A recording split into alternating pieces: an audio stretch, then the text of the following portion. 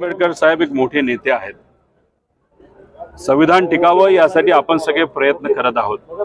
पण गेल्या काही वर्षांमध्ये त्यांची जी पार्टी आहे त्या पार्टीली जर त्यांचे उमेदवार कुठं त्यांनी उभे केले होते त्याचा जर थोडासा अभ्यास केला तर त्यांनी मुद्दामून केला असं आम्ही म्हणणार नाही. पण तिथं नक्कीच त्यांनी जी मतं घेतली त्यांचा उमेदवार निवडून आला असं नाही. एक सुद्धा उमेदवार हा लोकसभेला निवडून नाही आला, त्या ठिकाणी विधानसभेला निवडून नाही आला. पण त्यांनी जी मतं खाली त्यांचा फायदा हा भाजपला अनेक ठिकाणी झालेला 2014लाही बघितला, 19लाही बघितलेला आहे.